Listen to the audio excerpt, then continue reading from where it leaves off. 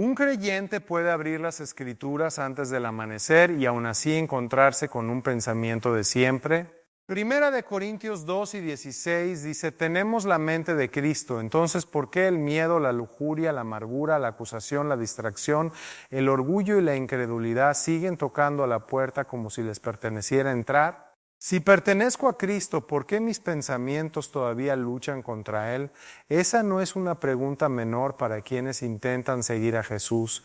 Es la pregunta que surge cuando la oración apenas ha comenzado y la ansiedad ya está presentando sus argumentos. Es la pregunta que surge cuando un deseo pecaminoso no se siente como un extraño, sino como un antiguo residente que pide la llave. Es la pregunta que surge cuando un recuerdo amargo entra antes del desayuno y comienza a contar la historia una vez más. La Biblia no responde diciendo que la lucha significa que Cristo está ausente. No responde dándonos una versión cristiana del pensamiento positivo, la manifestación o el control mental. Responde mostrándonos que la mente de Cristo no es simplemente una mente más tranquila. Es una forma de ver, desear, rendirse, sufrir, obedecer y responder bajo el señorío de Jesús, dada por el Espíritu y renovada por las Escrituras. Cada pensamiento llega como una puerta. Algunos pensamientos pasan de largo, otros tocan, algunos piden ser confiados, otros piden ser obedecidos. Y la obra renovadora de Cristo enseña a su pueblo a dejar de abrir cada puerta familiar, como si la familiaridad fuera verdad.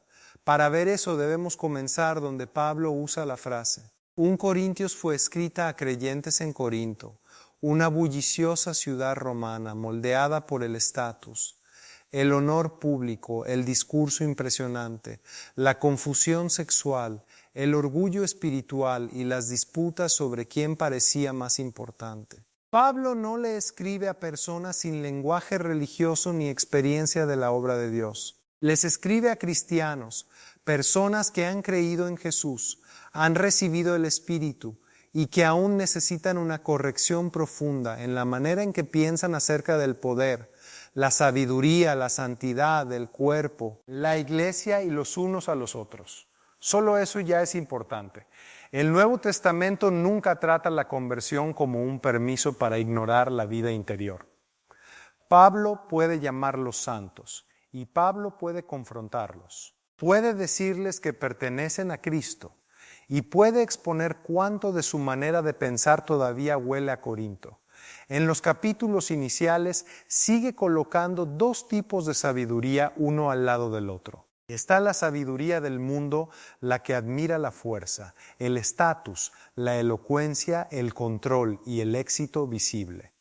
Y está la sabiduría de Dios revelada con mayor claridad en Cristo crucificado. Ese no era un mensaje evidente en el primer siglo. En el mundo romano la crucifixión no era un noble símbolo religioso. Era vergüenza pública, una manera en que el imperio mostraba lo que les ocurría a los condenados y a los que no tenían poder. Muchos oyentes judíos esperaban que el Mesías trajera victoria, no que colgara bajo el juicio pagano. Sin embargo, Pablo dice que la cruz, que ante el mundo parece una necedad, es la sabiduría y el poder de Dios. La sabiduría más profunda de Dios aparece en el lugar que el orgullo humano jamás elegiría.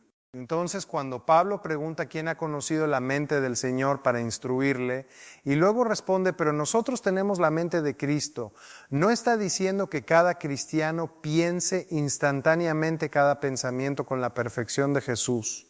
Está diciendo que por el Espíritu los creyentes han sido abiertos a la sabiduría de Dios revelada en Cristo.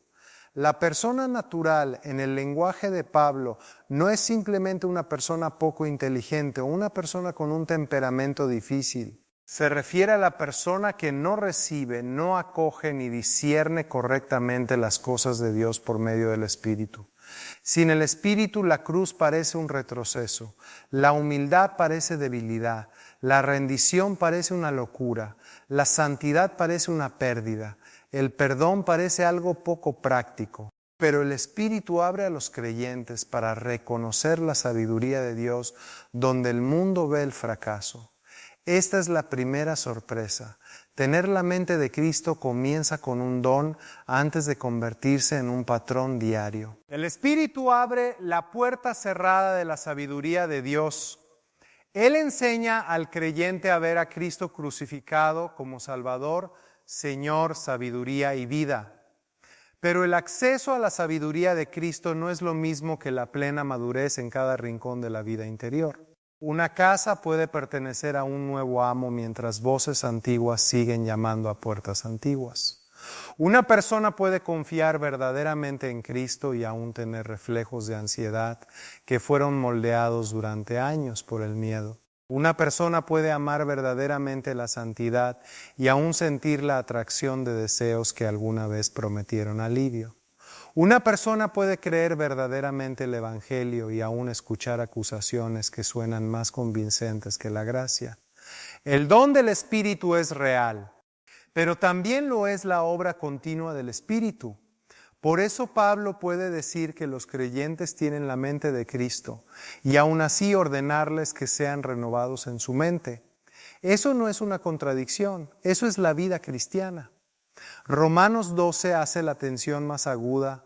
Pablo no les está hablando a los de afuera cuando dice, no os conforméis a este siglo, sino transformaos por medio de la renovación de vuestro entendimiento. Está hablando a personas que ya han escuchado las misericordias de Dios. El molde del mundo no se rompe automáticamente en el momento en que una persona se convierte en cristiana. Sigue presionando. Imagina un molde que se va apretando silenciosamente alrededor de la vida interior, no solo a través de compromisos evidentes, sino a través de instintos. ¿Qué se siente seguro? ¿Qué se siente exitoso? ¿Qué se siente humillante? ¿Qué se siente deseable? ¿Qué se siente imperdonable? ¿Qué se siente necesario? Un molde no necesita gritar para darle forma a algo, solo tiene que seguir presionando. Presiona a través del entretenimiento que moldea el deseo, a través de la indignación que moldea la reacción, a través de la comparación que moldea la insatisfacción, a través del miedo que moldea el control, a través de la ambición que moldea la identidad, a través del resentimiento que moldea la memoria. La presión puede volverse tan familiar que dejamos de llamarla presión. Simplemente la llamamos la manera en que son las cosas. La respuesta de Pablo no es simplemente compórtate mejor en lo externo. La transformación alcanza el lugar interior donde la percepción, los valores, el deseo, el juicio y la respuesta se forman. La mente renovada comienza a hacer preguntas diferentes. No solo puedo salirme con la mía en esto, sino honra esto a Cristo. No solo me hicieron daño, sino qué exige la misericordia. No solo qué protegerá mi imagen, sino qué es verdad delante de Dios. No solo qué siento, sino qué ha revelado Dios. Entonces, antes de que la historia avance, la pregunta debe volverse personal. ¿Qué está discipulando tu mente antes de que siquiera lo notes? ¿Qué le ha enseñado a tu temor qué esperar? ¿Qué le ha enseñado a tu deseo qué querer? ¿Qué le ha enseñado a tu ira qué se le permite decir? ¿Qué le ha enseñado a tu imaginación a dónde correr cuando estás cansado? Esa pregunta podría quedarse en lo abstracto, pero las Escrituras nos muestran a un discípulo parado en el umbral con un pensamiento que suena leal y sin embargo resiste a Jesús. En Mateo 16, Jesús lleva a sus discípulos a la región de Cesarea de Filipo y les pregunta ¿quién dicen ellos que Él es? Este no es un momento casual. Los discípulos han escuchado su enseñanza, han visto su autoridad sobre la enfermedad y las tormentas, han observado a Él alimentar multitudes y escucharon mientras los líderes religiosos argumentaban en su contra. La pregunta lo lleva todo a la superficie. Pedro responde, tú eres el Cristo, el Hijo del Dios viviente. Cristo significa Mesías, el Rey ungido, el libertador prometido que Israel había esperado por tanto tiempo. Pedro no está hablando como un enemigo, no está siendo casual, cínico ni frío. Jesús incluso dice que esta confesión le ha sido revelada por el Padre. Pedro verdaderamente ha visto algo. tiene la confesión correcta en sus labios. Pero el siguiente movimiento demuestra que una confesión correcta no significa que cada instinto que hay debajo de ella ya haya sido renovado. Mateo dice que desde ese momento Jesús comenzó a mostrar a sus discípulos que era necesario que fuera a Jerusalén, padeciera muchas cosas de parte de los ancianos, los principales sacerdotes y los escribas, fuera muerto y al tercer día resucitara. La palabra era necesario importa. Jesús no está describiendo una posibilidad desafortunada, está revelando el camino necesario de su misión. Jerusalén no es solo una ciudad en un mapa, es el lugar del templo, el sacerdocio, el sacrificio, la autoridad, la expectativa y la confrontación. Jesús está diciendo que el Mesías debe ir allí, ser rechazado por los líderes, sufrir, ser muerto y resucitar. No pases de largo ante la resurrección. Jesús no está diciendo que el sufrimiento tendrá la última palabra, pero Pedro no puede escuchar la promesa con claridad porque la cruz ya ha ofendido sus expectativas. Toma a Jesús aparte y lo reprende. Señor, ten compasión de ti. Esto no te sucederá jamás. La escena es casi impactante. Un discípulo reprende al Señor que acaba de confesar. El hombre que acaba de decir, tú eres el Cristo, ahora habla como si el Cristo necesitara corrección. Y en apariencia el pensamiento de Pedro suena devoto. Está tratando de proteger a Jesús. Está tratando de defender al Mesías que ama. No está pidiendo algo evidentemente malo. Está tratando de evitar el dolor. Pero Jesús se da vuelta y responde con una severidad que debería detenernos en seco. Apártate de mí, Satanás, eres un tropiezo para mí. Luego nombra el problema que subyace bajo las palabras. No estás poniendo tu mente en las cosas de Dios, sino en las cosas de los hombres. Esta es una de las escenas más penetrantes de la Biblia para cualquiera que se pregunte por qué los pensamientos cristianos aún luchan contra Cristo. Pedro puede confesar a Jesús con sinceridad y aún así pensar equivocadamente sobre el camino de Jesús. Puede amar a Jesús de corazón y aún así resistirse a la cruz que Jesús vino a cargar. Puede recibir revelación del Padre y aún así abrir la puerta a un pensamiento que quiere a Cristo sin sufrimiento. Reino sin rendición, gloria sin humillación, resurrección sin crucifixión. Eso no convierte a Pedro en un villano de caricatura, lo convierte en algo dolorosamente humano. Es sincero y está sinceramente equivocado. Su pensamiento es peligroso no porque suene abiertamente malvado, sino porque suena protector. Algunos de los pensamientos que más se resisten a Cristo no llegan vistiendo el rostro de la rebelión. Llegan como autopreservación, no puedes perdonar, costará demasiado, no puedes confesar, perderás demasiado respeto, no puedes obedecer, sufrirás, no puedes confiar en Dios en esto. Debes tomar el control, no puedes humillarte, desaparecerás, no puedes seguir a Jesús si el camino incluye pérdida. Pedro le abre la puerta a un pensamiento que quiere a Jesús sin la cruz y Jesús se niega a dejar que ese pensamiento reine. Aquí es donde la batalla se vuelve más intensa. La mente de Cristo no se trata únicamente de rechazar pensamientos feos, que todos ya saben que son pecaminosos. También se trata de aprender a pensar conforme a la cruz cuando la cruz se siente aterradora, costosa, ofensiva o irrazonable para el viejo yo. La mente vieja puede querer comodidad más que obediencia, puede querer control más que confianza, puede querer vindicación más que misericordia, puede querer seguridad más que rendición.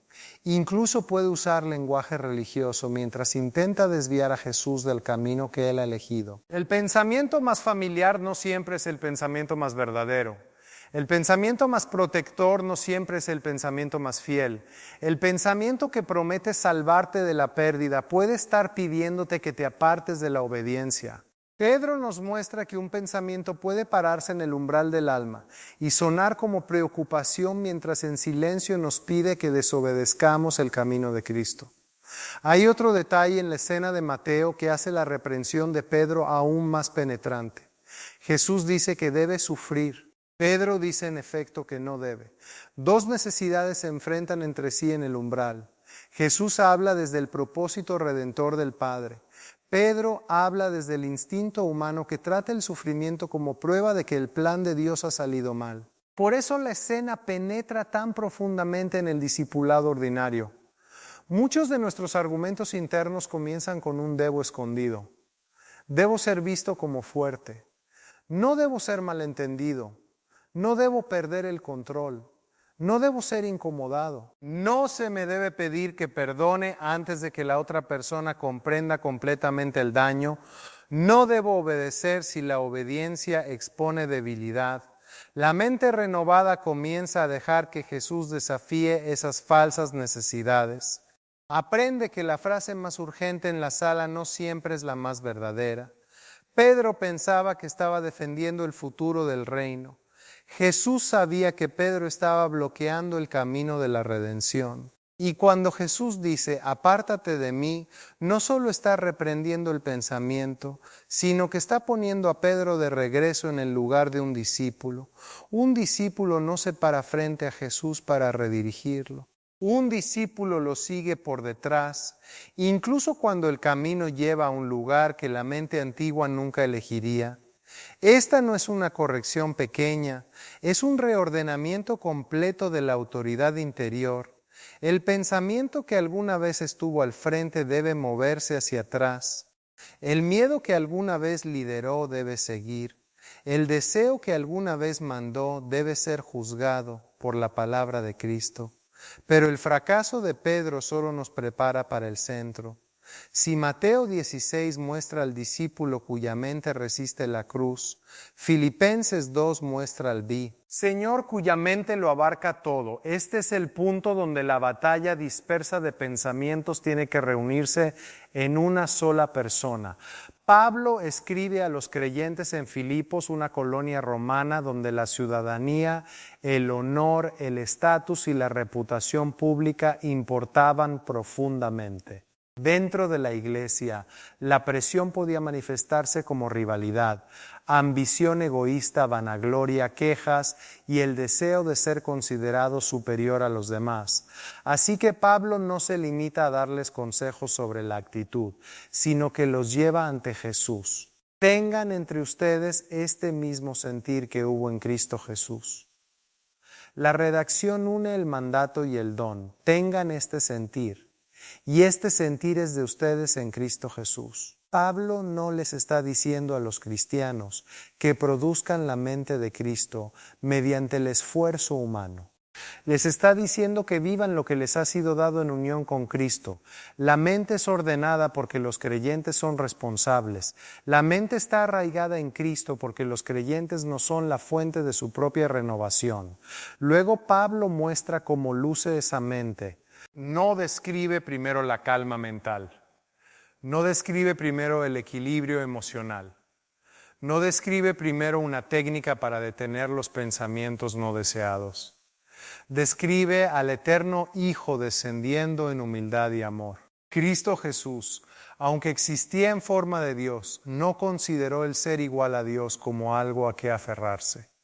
Los cristianos han entendido desde hace mucho tiempo que esto no significa que el Hijo dejara de ser Dios, sino que no usó su condición divina para su propio beneficio. No se aferró a la gloria como un arma de autoprotección.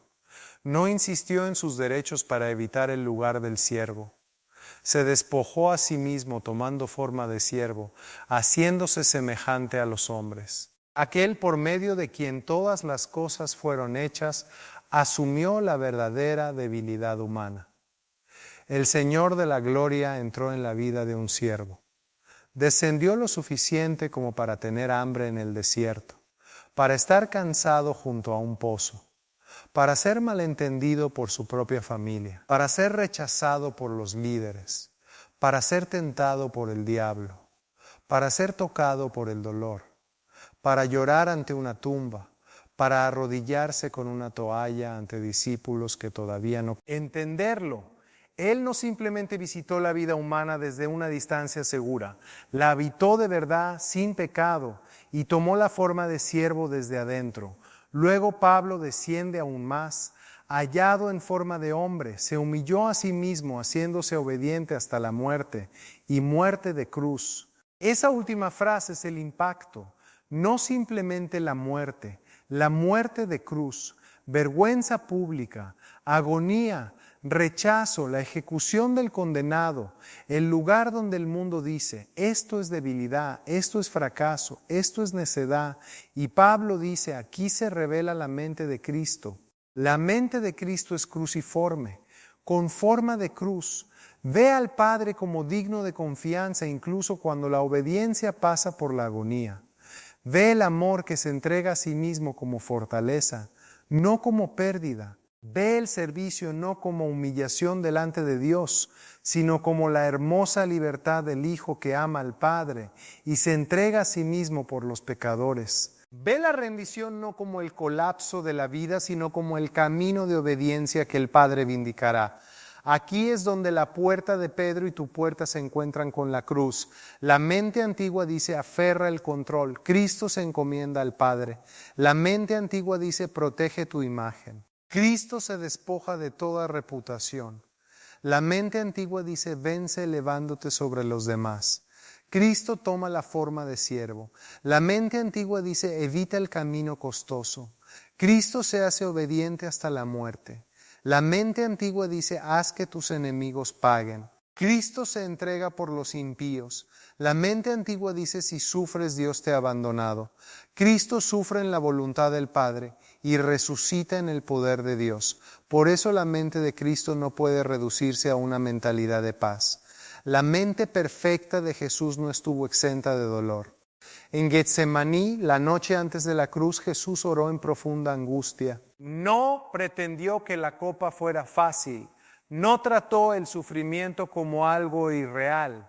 Llevó su agonía ante el Padre y dijo, no como yo quiero, sino como tú quieres. Esa es la mente de Cristo bajo presión.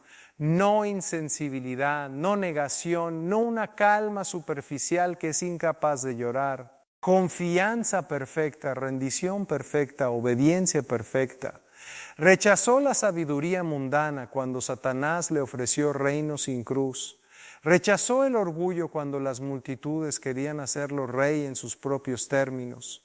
Rechazó la amargura cuando fue burlado. Rechazó el poder de salvarse a sí mismo cuando pudo haber llamado a un rescate angelical. Confió en el Padre, se humilló, obedeció hasta la muerte y fue a la cruz por personas cuyas mentes están divididas, oscurecidas, ansiosas, orgullosas, esclavizadas, temerosas e impuras. Este es el fundamento del Evangelio para la renovación. Jesús no es simplemente un ejemplo para que lo imiten personas que ya están completas. Él es el Salvador de aquellos cuya vida interior no está completa. Él muere por los Pedro que lo confiesan y luego resisten su camino. Muere por los creyentes que lo aman y aún así encuentran viejos argumentos tocando a la puerta antes de que comience el día. Muere por la mente orgullosa, la mente temerosa, la mente concupiscente, la mente amargada, la mente desesperada, la mente distraída, la mente mundana. Y Dios lo resucita de entre los muertos, exaltando al Hijo humillado, para que su pueblo no solo sea perdonado, sino renovado por su Espíritu. La mente que los creyentes están recibiendo es la mente del Cristo crucificado y resucitado. Ese es el clímax de toda la cuestión. Tus pensamientos todavía luchan contra ti porque la vieja mente todavía desea puertas que Cristo ha cerrado, tronos que Cristo ha tomado y caminos que Cristo ha juzgado mediante la cruz. Pero Cristo no te ha dejado solo en el umbral. Él da su espíritu, Él da su palabra. Él enseña a su pueblo a someter todo argumento interior a su señorío. Y eso nos lleva directamente al lenguaje bélico de 2 Corintios 10. Pablo habla de armas, fortalezas, argumentos y de todo pensamiento altivo levantado contra el prom. El conocimiento de Dios. Este lenguaje es serio, pero no debe manejarse con descuido. Pablo no está invitando a la especulación desenfrenada, ni está enseñando a los creyentes a entrar en pánico por cada pensamiento no deseado. Una persona puede sufrir ansiedad, trauma, pensamientos intrusivos, depresión o angustia mental, y ese dolor no debe reducirse a una simple acusación de fe débil. Algunos pensamientos se sienten invasivos e indeseados. Algunos temores surgen de heridas que necesitan atención paciente. Algunas luchas requieren la ayuda de pastores sabios, creyentes maduros, consejeros o médicos. Llevar cautivos los pensamientos no es un mandato para fingir que esas realidades son simples, pero Pablo está nombrando algo real. Algunos pensamientos se convierten en argumentos. Se levantan dentro del alma como un abogado en una sala de tribunal y presentan su caso por el derecho a gobernar. Dios se ha olvidado de ti. Nunca cambiarás. Tu pecado es más fuerte que la gracia. La obediencia costará demasiado. No puedes perdonar. Tu fracaso es tu identidad. Tu ira es más segura que la misericordia. Tu secreto es más seguro que la confesión. Tu miedo es más sabio que la confianza. El argumento no siempre se siente como un argumento porque puede haber sido ensayado durante años. Puede sonar como tu propia voz. Puede tomar prestada evidencia de un dolor real. Puede señalar un fracaso real. Puede decir, mira tu historia. Mira tu debilidad, mira lo que ocurrió, mira lo que hicieron, mira cuántas veces has caído. Pero un pensamiento no se prueba verdadero porque sea ruidoso. Un pensamiento no es confiable porque sea antiguo. Un pensamiento no es fiel porque se sienta protector. Un pensamiento peligroso no es simplemente un pensamiento que pasa por la mente. Un pensamiento peligroso es aquel que se convierte en un argumento en contra de la obediencia a Cristo y comienza a gobernarnos como si fuera verdad. Por eso llevar cautivo los pensamientos no es represión, no es fingir que el pensamiento nunca llegó. No es una autoinspección obsesiva en la que el cristiano llega a tener miedo de tener una mente. En absoluto. Y no se trata de una autosalvación, como si la disciplina humana pudiera limpiar el alma al margen de la gracia. Llevar los pensamientos cautivos significa que el pensamiento no recibe autoridad automática. Debe comparecer ante Cristo. Debe ser probado por el conocimiento de Dios. Debe responder ante el Señor crucificado y resucitado. Imagina ese tribunal interior. La acusación se levanta y presenta evidencia de tu pasado. El temor trae predicciones sobre tu futuro. La amargura lee el registro de las heridas. El deseo pecaminoso promete alivio. La vergüenza señala tu fracaso y dice, este es tu nombre. La mente vieja está lista para creerle al abogado más ruidoso de la sala. Pero la mente renovada aprende a hacer una pregunta diferente. ¿Obedece este argumento a Cristo? ¿Concuerda con lo que Dios ha revelado? ¿Me conduce hacia la fe, el arrepentimiento, la santidad, el amor, el perdón, la perseverancia y la verdad? ¿O me está pidiendo que me incline ante algo que Jesús ya ha derrotado? Esta no es una distinción menor. Un pensamiento pasajero puede entristecerte, asustarte o tentarte, pero no es lo mismo que un argumento que gobierna. Una tentación puede llamar a la puerta. La obediencia no tiene que abrir. Un temor intrusivo puede gritar. La fe no tiene que coronarlo. Un recuerdo doloroso puede volver. La amargura no tiene que convertirse en tu hogar. La mente renovada aprende, lentamente y a menudo con ayuda, a separar la presencia de un pensamiento de la autoridad de un pensamiento. Esta es de nuevo la entrada. Antes de que un pensamiento se convierta en un hábito, antes de que un hábito se convierta en una reacción, antes de que una reacción se convierta en un patrón, antes de que una fantasía se convierta en un refugio, antes de que un resentimiento se convierta en una identidad, antes de que un temor se convierta en un amo, pide ser abierto. La mente vieja abre puertas conocidas sin discernimiento. La mente renovada hace una pausa. No trata la familiaridad como verdad. No trata la intensidad como señorío. Lleva el pensamiento ante Cristo y pregunta si puede entrar, reinar y exigir obediencia. Pero las Escrituras no dejan al creyente parado en el umbral solamente diciendo que no. Una mente renovada no es una habitación vacía. Es una habitación redirigida. El movimiento final no es una lista de verificación dispersa en versículos sin relación. Es un ritmo formado por el Espíritu que consiste en llevar la puerta a Cristo. Filipenses 4:8 le dice a los creyentes que es digno de atención. Todo lo que es verdadero, honorable, justo, puro, amable, de buen nombre, excelente y digno de alabanza. Pablo les escribe eso a personas que conocían la presión y la ansiedad, así que no les está diciendo que nieguen el dolor. La verdad es lo primero.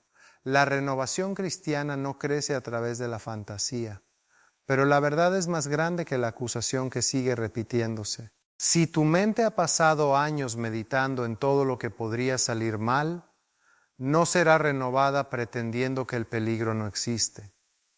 Debe aprender a meditar en lo que es verdad acerca de Dios en medio de la incertidumbre. Si tu mente ha sido entrenada por la lujuria para convertir a las personas en objetos, no será renovada. Meramente diciendo no en el momento, debe aprender a morar en la pureza, el honor y la imagen de Dios en otra persona. Si tu mente ha sido entrenada por la amargura para ensayar la herida hasta que el resentimiento se siente justificado, no será renovada negando que el daño fue real. Debe aprender a morar en la justicia, la misericordia, la cruz y la libertad del perdón correctamente comprendido.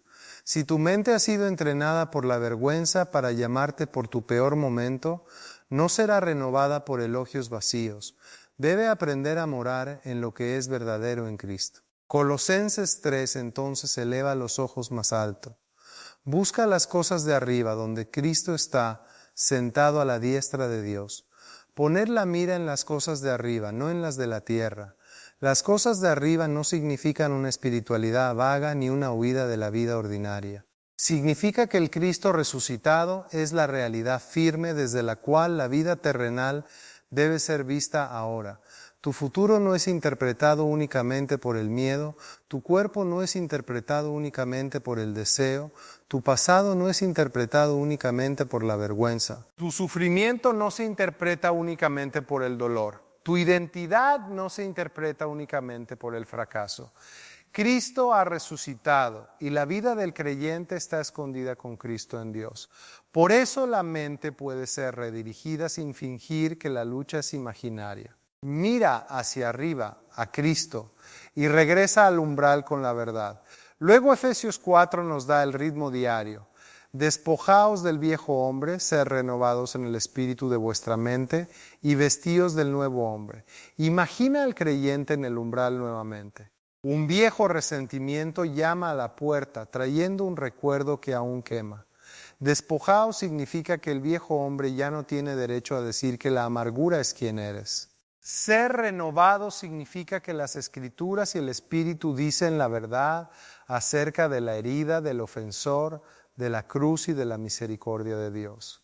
Vestíos significa que el siguiente acto de obediencia tiene una forma concreta. Quizás la oración en lugar de la repetición obsesiva, la verdad en lugar de la calumnia, una conversación cuidadosa en lugar de la venganza silenciosa, el perdón buscado porque Dios en Cristo te perdonó a ti. O un pensamiento ansioso toca a la puerta con una predicción de desastre.